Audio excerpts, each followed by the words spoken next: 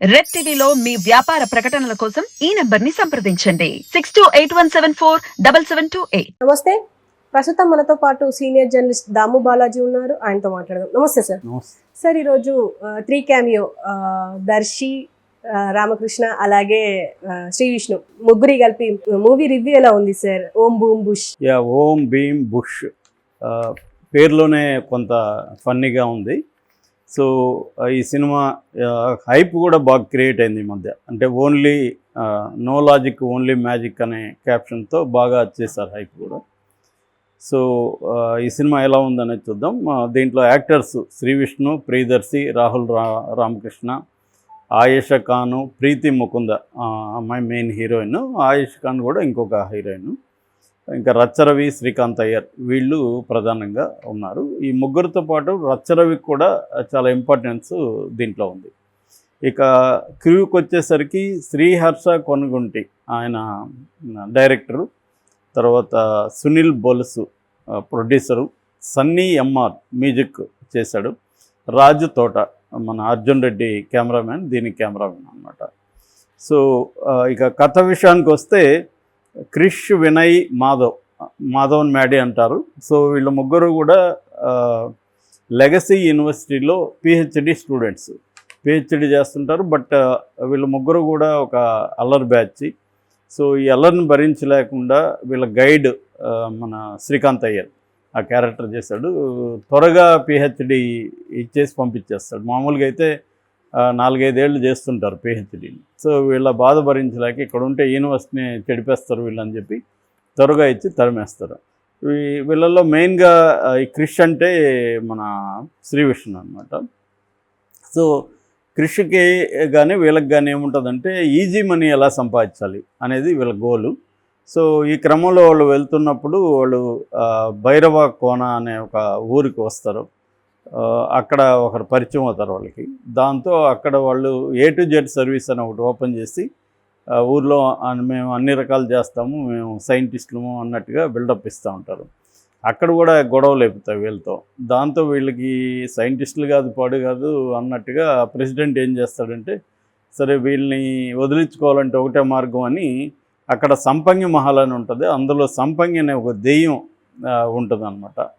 So ఆ దెయ్యాన్ని కానీ తరిమేస్తే అక్కడ నిధి ఉంది, లంక బిందులు ఉన్నాయి, అవి మీరు కానీ చేయగలిగితే మిమ్మల్ని మేము నమ్ముతామని చెప్పి వీళ్ళకి అప్పగిస్తారు. సో వీళ్ళు దాంట్లోకి ఎంటర్ అయినాక ఏం జరుగుతుంది అనేదే సినిమా అన్నమాట. అంటే ఆ సంపంగి 400 ఏళ్ళుగా అక్కడ ఎందుకు ఉంది, ఆ సంపంగికి శ్రీ విష్ణు క్యారెక్టర్కి ఉన్న రిలేషన్షిప్ ఏంటి, వీళ్ళు దాన్ని ఎలా డీల్ చేయగలిగారు, ఈ క్రమంలో జలజాక్షి అంటే ప్రీతి ముకుందకి ఇతనికి క్రిష్కి ఉన్న లవ్ స్టోరీ ఏంటి, అట్లాగే ఈ అమ్మాయి ఆయేషా ఖాన్ ప్రియదర్శికి ఉన్న లవ్ ట్రాక్ ఏంటి, ఇవన్నీ చేసుకుంటూ వెళ్ళారు. సో బేసిక్గా ఇది మనకు తెలియని కథ అయితే ఏం కాదు. చాలా సినిమాల్లో మనం ఇలాంటివి చూసాం. అంటే జానరా పరంగా వచ్చినప్పుడు ఇది హారర్ కామెడీ. అంటే మనకి హారర్ కామెడీలు అన్నీ ఎంత పెద్ద హిట్లు అయినాయో మనకు తెలుసు. సో అందువల్ల ఇది కూడా హారర్ కామెడీ తీసుకున్నారు. కొంత జాతిరత్నాల టైప్లోకి వెళ్ళారు. జాతిరత్నాల్లో వీళ్ళిద్దరు కూడా ఉన్నారు. సో అదే కైండ్ ఆఫ్ ట్రీట్మెంట్తో వెళ్ళారు. రెండోది హారర్ కామెడీ ఆల్రెడీ చాలా వచ్చేసాయి కాబట్టి ఆ ప్యాటర్న్లో ఇంట్రెస్టింగ్గా వెళ్ళారు. అందుకనే మామూలుగా హారర్ కామెడీలు కానీ క్రైమ్ కామెడీలో కానీ లాజిక్లు కాకుండా ఫన్ వస్తుందా లేదనేది ఇంపార్టెంట్ ఎప్పుడైనా. చాలాసార్లు రాఘవేంద్రరావు దగ్గర నేను పనిచేసేటప్పుడు ఆయన చాలాసార్లు ఒక డైలాగ్ చెప్పేవాడు. అదేంటంటే when logic enters drama dies. అంటే లాజిక్ కోసం మనం ట్రై చేస్తే డ్రామా చచ్చిపోతుంది అని. యాక్చువల్గా ఇది హిచ్కాక్ చెప్పిన డైలాగ్ అనమాట. సో అంటే హిచ్కాక్ కూడా లాజిక్లు అవసరం లేదంటాడు. ఎమోషను, డ్రామా, ఫన్ను ఇవి ఈ రకమైన ఫీలింగ్స్ అక్కడ వచ్చేటప్పుడు లాజిక్లు ఫాలో అవ్వకూడదు. లాజిక్లు ఫాలో అయితే అవి రావు. అదే ప్యాటర్న్లో వీళ్ళు ముందు నుంచి వెళ్ళారు. ఆడియన్స్ని కూడా ప్రిపేర్ చేస్తారు వీళ్ళు. మీరు లాజిక్ని ఎక్స్పెక్ట్ చేసి మా సినిమాకి రాకండి అని. సో అంటే సస్పెన్షన్ ఆఫ్ డిస్బిలీఫ్ అంటారు మామూలుగా. అంటే మన అపనమ్మకాన్ని సస్పెండ్ చేసుకొని థియేటర్లోకి వెళ్ళాలి. సో ఇది మామూలుగా నాటకాలకు సంబంధించిన దీంట్లోనే ఈ సస్పెన్షన్ ఆఫ్ డిస్బిలీఫ్ అని ఎప్పుడో వెస్ట్లో చెప్పారు. సో ఇది కూడా అంతే, అందుకనే ప్రిపేర్ చేశారు, మీరు లాజిక్ల కోసం ఎవడు రాకండి అని. సో ఈ సినిమా చూసి లాజిక్లు లేవు అని ఇంకెవడు కూడా అనలేడు, ఎందుకంటే ముందే వాళ్ళే చెప్పేశారు కాబట్టి. సో ఆ రకంగా ఇది ఇంట్రెస్టింగ్గా తీసుకున్నారు. ఫస్ట్ హాఫ్ అంతా యూనివర్సిటీలో వీళ్ళ అల్లరి ఫన్ను, ఫస్ట్ హాఫ్ అంతా ఒక ఫన్ రైడ్ లాగా గడిచిపోతుంది మనకి సినిమా. ఎక్కడైనా స్లో అవుతున్నప్పుడు అది మళ్ళీ దాన్ని మనం స్లో అవుతోంది ఏంద్ర బాబు అనుకునే లోపలే మళ్ళీ స్పీడ్ అవుతుంది. అలాగా స్క్రీన్ ప్లే బాగా రాసుకున్నారు. అక్కడక్కడ స్లో మూమెంట్స్ ఉన్నాయి కానీ అవి అంత పెద్ద ఎఫెక్ట్ చేయవు మనల్ని. కొన్ని ఫస్ట్ హాఫ్లో 2-3 ఎపిసోడ్లు చాలా నవ్విస్తాయి. అంటే ముఖ్యంగా ఇది ఎపిసోడిక్గా రాసుకున్నారు, అది కూడా హారర్ కామెడీలో ఒక ట్రీట్మెంట్ అనమాట. అంటే కంప్లీట్ కథ ఫ్లో కాకుండా ఎపిసోడ్గా చేయడం, అటువంటి మెథడ్ కూడా డైరెక్టర్ చేశాడు. డైరెక్టర్ క్లవర్గా చేశాడని చెప్పాలి.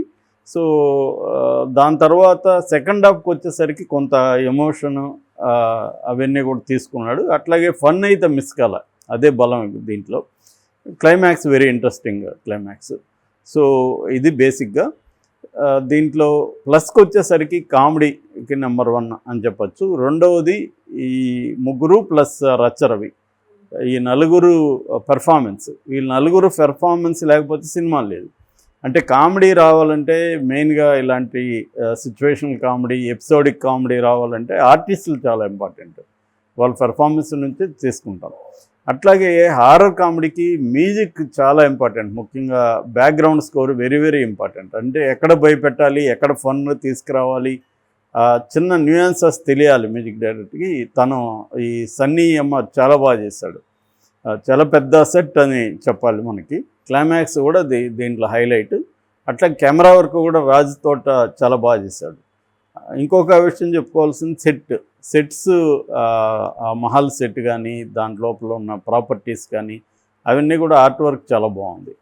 సో ఆ రకంగా టెక్నికల్గా కూడా ఇది సౌండ్ ఫిల్మ్. మామూలుగా హారర్ కామెడీలో చాలాసార్లు టెక్నికల్గా అంత బాగుండవు, పెర్ఫార్మెన్స్ల మీద కొట్టుకుపోతాయి, కానీ వీళ్ళు టెక్నికల్గా కూడా డైరెక్టర్ బాగా చేశాడు. ఇక మైనస్లు చెప్పాలంటే స్క్రీన్ ప్లేలో అక్కడక్కడ డల్ మూమెంట్స్ ఉన్నాయి. సో అది లేకపోతే ఇంకా ఇది క్లాసిక్ అయ్యేది. ఆ డల్ మూమెంట్స్ కొన్ని చోట్ల ఉన్నాయి. మేబీ ఒక్కోసారి కంప్లీట్గా మనం పరిగెత్తే వాళ్ళు అక్కడక్కడ ఆగి అలసట తీర్చుకున్నట్టు డల్ మూమెంట్స్ కూడా అవసరమేమో. సో ఏదేమైనా అది చిన్నది. రెండోది ఏంటంటే దీంట్లో మైనస్గా చెప్పుకోవాలంటే కథగా గొప్పగా లేదు. అంటే గొప్పగా అంటే సర్ప్రైజ్ ఏం లేదు, ఆల్రెడీ మనకు తెలిసిందే. కాకపోతే ఆ సిచ్యువేషన్లో ఆ టైంలో మనం నవ్వకుండా ఉండలేం, నవ్వద్దు అనుకునే వాళ్ళు కూడా నవ్వేస్తారు, అటువంటి ఇదన్నమాట.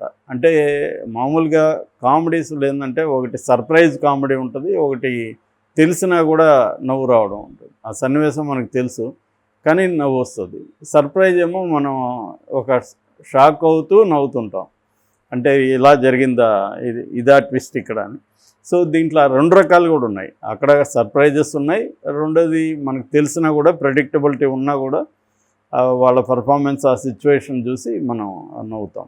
సో అటువంటి ఈ మధ్యకాలంలో ఒక లాఫ్ రైడ్ అంటాం కదా, నవ్వుల పరుగులాగా ఉందన్నమాట. సో ఈ మధ్యకాలంలో నాకు తెలిసి అంటే జాతిరత్నాల తర్వాత ఇంత ఒక లాఫ్ రైడ్ అనేది రాలేదు. ఆ రకంగా ఇది చాలా బాగా వచ్చింది. డైరెక్టర్కి మంచి మార్కులు ఇచ్చు. ఇది టోటల్గా లెంగ్త్ వచ్చి 2 గంటల 27 నిమిషాలు ఉంది. అది కూడా పెద్ద ఇదేం లేదు, బట్ ఇంకొక 7-8 నిమిషాలు కట్ చేసి ఉండొచ్చు. కట్ చేసి ఉంటే ఇంకా స్పీడ్ ఉండేది. అక్కడక్కడ డల్ మూమెంట్స్ తప్ప దీంట్లో మైనస్ అని చెప్పలేము. ఇంకా లాజిక్లు ముందే వాళ్ళు చెప్పారు కాబట్టి మనం ఇంకో విమర్శించలేము వాళ్ళని.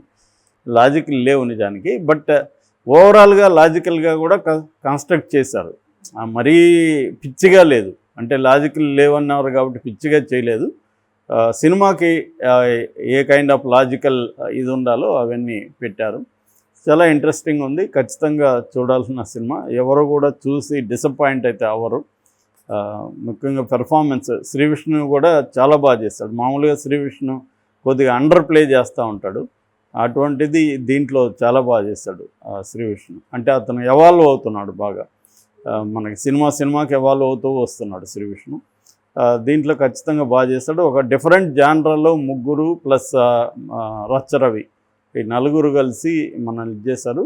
ఈ అమ్మాయి ట్రాక్ అయితే తక్కువ ఉంది, ప్రీతి ముకుంద ట్రాక్ తక్కువ ఉంది హీరోయిన్ది. ఏదేమైనా చూడాల్సిన సినిమా. నేను 3 out of 5 ఇస్తున్నాను. Thank you sir.